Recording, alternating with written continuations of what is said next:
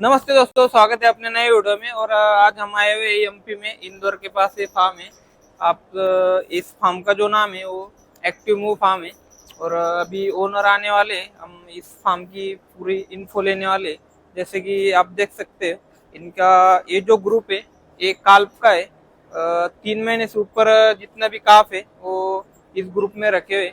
और आप प्रोग्रेस देख सकते हो कैसे कैसे बच्चे आए, अच्छे अच्छे सीमन के और ब्रीड की बच्चे आए। आगे का पहले हम पूरी जानकारी लेने वाले हैं पूरी फार्म की। आपको पहले मैं पूरा फार्म दिखा देता हूँ, कौन सा ग्रुप क्या है, कैसा चलता है क्या नहीं, पूरा फार्म पहले दिखा देता हूँ। फिर अपन इंटरव्यू शुरू करेंगे, ओनर उनसे बात करेंगे, पूरी जानकारी लेंगे। ये जो ग्रुप आप देख रहे हो ये पूरा ट्रांजेक्शन बोले तो ड्राई गई है। अभी पूरा ट्रांजेक्शन फीड इनको चालू है, ट्रांजेक्शन पे ग्रुप है। अब जैसे अपन आगे आएंगे तो ये ग्रुप आप देख सकते हैं, ये ग्रुप जो है ये 0 से 3 मंथ का ग्रुप है, जो बच्चे आपको दिख रहे। और ये जो ग्रुप आप देख सकते हो ये लगभग 45 लीटर का ग्रुप है, जो अभी मिनिमम दूध को चल रहा है। और ये मशीन आप जैसे देख रहे हो ये टीएमआर की मशीन है। इसमें साइलेज फीड वगैरह सब सूखा चारा मिक्स करके ये देते हैं। और अभी हीट ज्यादा है एमपी में, तो बहुत हीट है। लगभग 42 या 45 का टेम्परेचर चालू है। जैसे कि आप देख सकते हैं, गाय अभी हीट स्ट्रेस में गए हुए करके अभी उधर गाय की कूलिंग चालू है, वो भी तुमको दिखा दे गाय की कूलिंग। ये ग्रुप तो दिखा दे अभी ड्राई का है। जैसे इधर अभी एक ग्रुप की कूलिंग चालू है, दिखा था मैं। अभी इधर गाय की कूलिंग चालू है क्योंकि हीट बहुत है इधर, तो स्ट्रेस में गाय चल जाती।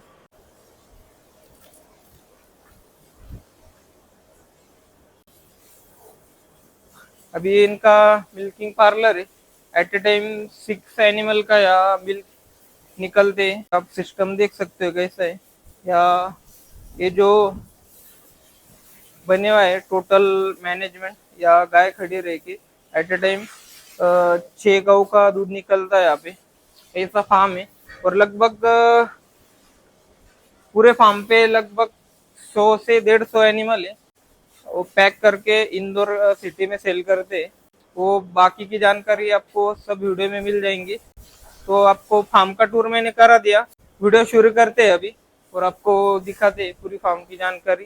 कितने लीटर तक यहाँ पे मिल्किंग चालू है, गाय की हाईएस्ट कितना मिल्किंग है, और जो बछड़े आए, फीड मैनेजमेंट, चारा वगैरह सबकी मालूमात आपको मिलेगी। तो वीडियो में लास्ट तक बने रहिए। अपने साथ ही फार्म के आज ओनर है, हमको आज पूरी फार्म की जानकारी देने वाले। तो आज हम डेयरी फार्मिंग में जितने भी विषय रहते वो सब कवर करने वाले। तो वीडियो जरूर लास्ट तक देखिए क्योंकि वीडियो बहुत खास होने वाला है। तो पहले हम परिचय करा देते हैं सर से। सर आपका थोड़ा परिचय करा दो। मेरा नाम है विवेक शाह। मैं डेयरी फार्मिंग में 14 साल से हूँ। मैंने लार्ज फार्म्स भी मैनेज किए, 1500 गाय तक के फार्म भी मैनेज किए और अभी 20 गाय के फार्म भी मैं मैनेज कर रहा हूँ कंसल्टिंग सर्विस के अंदर। अभी कुल मिला के 10 प्रोजेक्ट मैं हैंडल कर रहा हूँ। तो आपकी डेयरी फार्मिंग की स्टार्टिंग कैसे हुई थी, आप इस बिजनेस में कैसे आए? मैं 2010 से डेयरी फार्मिंग में आया था। मैं पहले अलग कंपनी में जॉब करता था, तो वहाँ पे एज ए फार्म मैनेजर मैंने शुरू किया था बहुत बेसिक लेवल से। तो हर्ड संभालना, थोड़े गायों को देखना, मिल्किंग करना, वहाँ से शुरू किया था। और फिर वहाँ पे फार्म मैनेजर बना, पूरा 1500 गाय का हर्ड मैंने संभाला था। तो फार्म मैंने लिया था तकरीबन 250 गाय पे हैंड ओवर लिया था और फिर उसको स्केल अप करते करते हम लोग 1500 गाय तक ले गए थे। वो फार्म कहाँ था? वो फार्म था गुजरात में, मोड़ासा में। गुजरात में। अभी भी उधर काम चालू है? हाँ, अभी अभी मैं उधर सर्विस नहीं दे रहा हूँ, अब मैं उधर काम नहीं कर रहा हूँ। मैं पहले जॉब कर रहा था तो वहाँ था। अभी ये फार्म आपका खुद का है? ये फार्म सौरभ और मेरा है। मेन हाँ। ओनर सौरभ खाबिया है और उसके साथ में। तो अभी अपने फार्म पे कुल टोटल एनिमल कितने? अभी मेरे पास कुल मिला के 100 का हर्ड है, छोटा बड़ा सब मिला के। छोटा बड़ा सब। तो सर आपसे सबसे पहला सवाल है मेरा, जो आप ब्रीड फार्म पे तैयार कर रहे हैं तो उनका मैनेजमेंट कैसे करते हो? जैसे कि 0 से 3 मंथ और 3 मंथ के बाद जो पूरा आप उनका फीड हो, दूध कितना पिलाता ही हो, डीवार्मिंग हो गया उसमें, वो जानकारी दे दो। काल्फ मैनेजमेंट हम लोग काफ में नॉर्मली जैसे ही पैदा होता है बच्चा, तो सबसे पहले तो हम कोलेस्ट्रॉम कम से कम 4 लीटर पिलाने का टारगेट रखते हैं और ये पहले 30 मिनट के अंदर कर लेते हैं काफ के साथ। सेकंड, उसकी जो नेवल होती है उसको हम टिंचर आयोडीन से डिप करते हैं। पहले 30 मिनट में एक बार होगी, फिर हर 6 घंटे पे डिप करते रहते हैं जब तक वो सूख नहीं जाती। चाहे वो 1 दिन लगे, 1.5 दिन लगे, 2 दिन लगे, बट हर 6 घंटे पे डिप करते रहते हैं। और कोलेस्ट्रॉम पहले 30 मिनट में 4 लीटर कम से कम कोलेस्ट्रॉम मिलेगा। मैं कंटिन्यू करना चाहूंगा। जैसे हमारे इधर गाय का जो जार रहता, कोई कोई का कहना है कि जार गिरने के बाद बच्चे को दूध पिलाना, उसके बारे में आप क्या कहोगे? बिल्कुल एग्री नहीं करूंगा। तो उसमें बच्चे की इम्यूनिटी खत्म हो जाएगी। काफ की जो इम्यूनिटी है, पहले 30 मिनट का कोलेस्ट्रॉम नहीं मिलता है तो उसकी इम्यूनिटी कम होती ही जाएगी, बिकॉज कोलेस्ट्रॉम में जो एंटीबॉडीज और जिस पर्पज से आप कोलेस्ट्रॉम पिला रहे हैं उसका मतलब ही नहीं बचेगा। अगर 4 घंटे बाद जहर नहीं गिरी है तो 8 घंटे तक जहर नहीं गिरी है, तो अगर रिटेंशन ऑफ प्लेसेंटा का केस हो गया कि 12-14 घंटे तक भी जहर नहीं गिरी, तब तक अगर बच्चे को दूध नहीं पिलाया तो काफ तो वहीं खत्म हो गया। तो कोई सेंस नहीं बनता उसे पालने का। फिर तो स्टार्टिंग में गाय ब्याने के बाद कितने टाइम तक दूध 30 मिनट में हम लोग इमीडिएटली, मतलब एक तरफ गाय ने बच्चा दिया तो गाय से बच्चा हम लोग निकाल रहे हैं, तो गाय ने बच्चा दे दिया, बच्चा उसके आगे रख रहे हैं, चाट रहे, तब तक पीछे बैठ के दूध निकालना शुरू कर देते हैं। दूध निकला, अगर बच्चा 35 किलो के ऊपर है जो नॉर्मली हमारे आता ही है, तो 4 लीटर कोलेस्ट्रॉम कम से कम पिलाएंगे। अगर उससे छोटा बच्चा होगा तो 3 लीटर तो फिर भी कोलेस्ट्रॉम पिला देना चाहिए। बाद में उसके आगे क्या? कोलेस्ट्रॉम पहले दिन पिला दिया, उसके बाद 12 घंटे बाद फिर से मुझसे 4 लीटर कोलेस्ट्रॉम पिला लेते हैं। मतलब पहले ही दिन में तकरीबन 8 लीटर दूध हमारे यहाँ पी लेता है बच्चा। सेकेंड ऑनवर्ड्स बॉडी वेट का 10% उसे हम कम से कम फीडिंग करते हैं। तो ये हम लोग 5 दिन तक कंटिन्यू करते हैं और उसी की माँ का दूध उसको पिलाते हैं और कुछ भी नहीं देते उस पर्टिकुलर टाइम में। तो पहले 5 दिन में हम लोग ने दूध कंटिन्यू शुरू किया। सो 10% ऑफ दी बॉडी वेट हमारा मिनिमम है। अपर हम टारगेट करते 12% 13% तक पहुंच जाए। अभी हम लोग 13.5% तक पिला पा रहे हैं बच्चे के बर्थ वेट का। फिर जैसे एक हफ्ता खत्म हो जाता है, एक हफ्ते के बाद हम लोग शुरू कर देते हैं 15% 16% दूध पिलाना। तो ये हम लोग दिन में 3 बार पिला रहे हैं। तो सुबह दोपहर शाम 3 बार दूध पिलाते हैं ताकि बच्चा ज्यादा दूध पी सके। ज्यादा दूध पिएगा तो ज्यादा जल्दी ग्रोथ देगा। हमारा टारगेट होता है कि 90 दिन में हम 125-140 किलो के ऊपर बच्चा ले जाए। नॉर्मली मेरी एवरेज चल रही 125-135 के बीच में लोग 90 दिन में पहुंच पा रहे हैं आसानी से टारगेट से। और बाकी काफ स्टार्टर वगैरह? काफ स्टार्टर तो अनलिमिटेड पढ़ाई होता है, जिसको जितना खाना है खा सकता है। वो कितने दिन के बाद रखते हैं आप? नॉर्मली पहले ही दिन से पड़ा होता है। पहले दिन हमारे यहाँ ग्रुप है, तो हर ग्रुप पे कोई बच्चा 2 दिन का भी होगा, कोई 15 दिन का भी होगा, 50 दिन का भी है। तो ग्रुप में काफ स्टार्टर पड़ा है, अनलिमिटेड पड़ा होता है। वो खत्म होगा तो हम टॉप अप करते जाएंगे और साथ में पानी फ्री चॉइस रख देते हैं। तो जिसको जितना पानी पीना है, ऐसा नहीं है कि 2 दिन का बच्चा है तो पानी नहीं पिला सकते। पानी फ्री चॉइस पड़ा है, उसे हम क्लोरीन से डिसइंफेक्ट जरूर करते हैं, बट पानी अनलिमिटेड देते हैं, एड लिमिटम देते हैं, उसकी मर्जी से। पानी पहले से देते, पहले दिन से काफ स्टार्टर भी और पानी भी सब साथ। दोनों फ्री चॉइस में अवेलेबल है, जिसको जितना खाना है खाओ। और चारा तो जैसे 3 महीने के बाद ही चालू? चारा 3 महीने के बाद ही शुरू करते हैं, क्योंकि जो 3 महीने थोड़ा सा साइलेज हम लोग देते हैं। अगर जैसे हमने अभी काफ स्टार्टर में डालते हैं तो हम 10 किलो का एक बैच बना के डाल देते हैं। तो 10 किलो स्टार्टर में हम लोग 1 किलो साइलेज मिक्स करके डाल देते हैं, जो हमारा नॉर्मली 12 घंटे में खत्म हो जाता है। जैसे रूमन तो 3 महीने के बाद ही रूमेन डेवलपमेंट शुरू हो जाता है, 15 दिन 20 दिन के बाद ही रूमेन डेवलपमेंट शुरू हो गया है। तो उस टाइम पे बहुत सारे रिसर्च स्टडीज ने बताया कि अगर आप साइलेज भी साथ में देते हैं इनिशियली तो आपका ग्रोथ अच्छा रहता है। इंटेस्टाइनल में जो विलाई होती है उसकी भी ग्रोथ बेहतर रहेगी। तो हम लोग 10% साइलेज दे रहे हैं। बाकी तुम दूध में कुछ और सप्लीमेंट वगैरह ऐड करते हो? दूध में कोई सप्लीमेंट नहीं देते, पर दूध ज्यादा हम देते हैं। हम लोग हाईएस्ट दूध 17% देते हैं।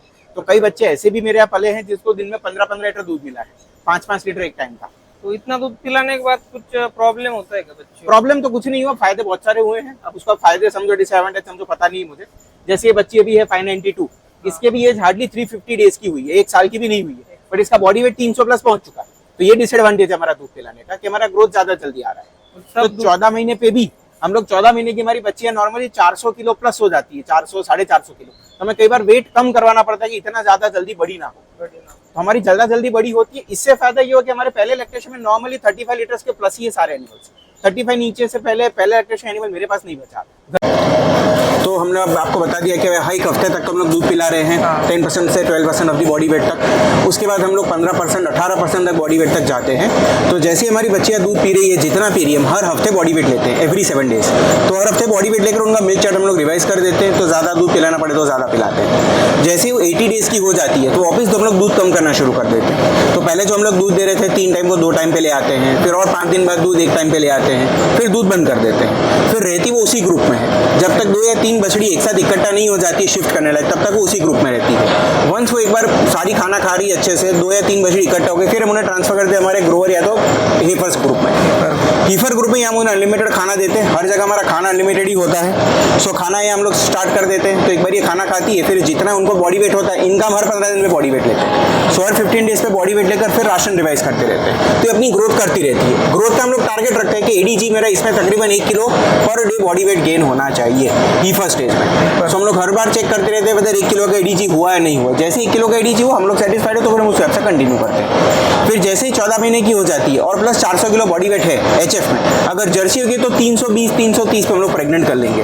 तो जैसे यहाँ पे प्रेगनेंसी हो जाती है, कंफर्म हो गया प्रेगनेंसी, तो ट्रांजिशन ग्रुप में शिफ्ट हो जाती है। तो जैसे तुमने बोला 400 किलो बॉडी वेट, तो आप फर्स्ट टाइम में अच्छा सीमन लगाते हो क्या? फर्स्ट टाइम में सेक्सी में नहीं लगता है हमेशा। क्योंकि क्या होता है फर्स्ट टाइम में थोड़ा बयाने को तकलीफ होती है अगर बच्चा बड़ा हो जाए, ऐसा तुम्हारा ऐसा नहीं है मेरे हिसाब से। अगर बॉडी कंडीशन स्कोर सही है, अगर आपने राशन सही तरीके से बैलेंस किया है, तो काल्विंग में कभी कोई डिफिकल्टी आती हम लोगों ने तो इतने टाइम में देखा नहीं है। बहुत सारी ईफरों ने मेरी जन लिया है यहाँ पे पहले बच्चे ने, इवन बैंगलोर से मैं गाय लेकर है उनको भी यहाँ जने हैं, बट ऐसी दिक्कत हमें आई नहीं। सो न्यूट्रिशन सही होना चाहिए। मतलब डेयरी फार्म में 70% जो क्रक्स है पूरा न्यूट्रिशन है और 30% आपका मैनेजमेंट है। सो अगर आपका 70% पार्ट आपने सही किया है तो प्रॉब्लम्स नहीं आती।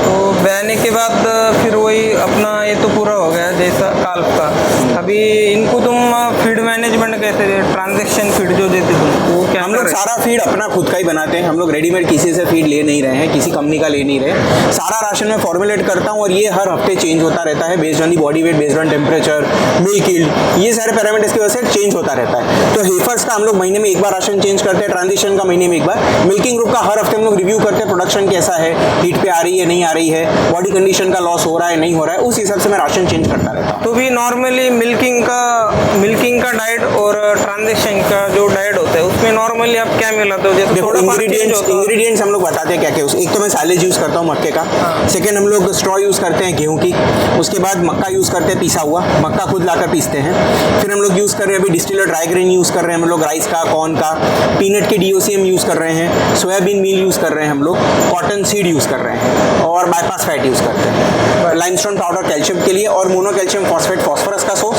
और मिनरल और विटामिन के लिए हम लोग खुद अपना प्रीमिक्स बनवाते हैं, वो यूज़ कर रहे हैं। फिर अभी ब्रीडिंग पे तुम्हारा काम चल रही, तो कौन कौन से बुल के आप सीमन यूज़ करते हो? फिलहाल मेरे पास यामस का है, सीमेक्स का है, लाइट हाउस है, ये 2 बुल अभी हैं। वर्ल्ड वाइड चार्ट में हम लोगों ने हनी भी यूज़ किया है, फिर उसके पहले CRI का गैलेक्सी भी यूज़ किया था। वर्ल्ड वाइड चार्ज पे तो हमने हनी भी किया, दवान पे भी किए, बहुत सारे यूज़ किए वर्ल्ड वाइड चार्ज पे। तो और अभी हाईएस्ट कितना दूध चालू है आपका? 62 लीटर्स की गाय थी मेरे पास हाईएस्ट, अभी ड्राई हो गई है वो।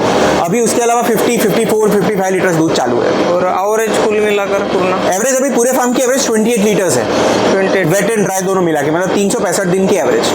और आप दूध भी पैक करके सेल करते हो? दूध पैक करके रेट वगैरह आपको कैसा गिरता है? इंदौर में रेट 75 के आसपास मिल जाता है हमें, और फ्रंट एंड की कॉस्ट भी वैसी है। और खर्चा कितना आता है आपको 1 लीटर को दूध बना? 1 लीटर दूध उत्पादन में खर्चा बैकेंड में तो ऑलमोस्ट 0 पे हम लोग बैकेंड 40 रुपीज़ कंसिडर करते हैं, तो हम लोग 39.5 तक हमारा बैकेंड का खर्चा आता है, बाकी सब फ्रंट एंड में खर्चा जाता है।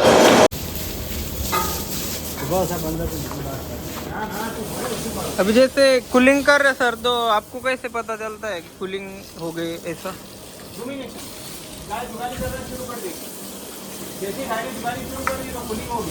हो गया, फिर बाद में कितना देर तक जुगा लेते हैं? 2 घंटे बाद फिर से कूलिंग करना पड़ता है। 2-2.5 घंटे बाद जैसे लगेगा कि मुंह खोल के ब्रीदिंग कर रही है, वैसे फिर से शुरू कर देंगे। तभी इतना बड़ा फार्म में लेबर कितना है आप मैनेजमेंट करने? लेबर मेरे पास डेयरी में 3 लोग हैं। 3 लोग हैं? 3 लोग सब संभाल लेते हैं? मिल्किंग 4 बंदे हैं टोटल। 4 बंदे हैं टोटल। 4 बंदे टोटल। और मिल्किंग 3 टाइम होती है ना? मिल्किंग 3 टाइम होती है। कोई कोई बोलता 3 टाइम मिल्किंग से इम्यूनिटी पावर खराब होती है कि वैसा कुछ? इनपुट होगा अगर सही तो आउटपुट में कोई प्रॉब्लम नहीं आएगी। तो फीड मैनेजमेंट जितने गड़बड़ है उतनी से काफी कॉम्प्लिकेशन बढ़ती जाएगी। इस फार्म को 3 टाइम मिल्किंग करते करते 6 साल हो गए, आज तक कोई इम्यूनिटी ऐसी डाउन नहीं हुई है। दूध बढ़ता ही जा रहा है, कम नहीं हो रहा है।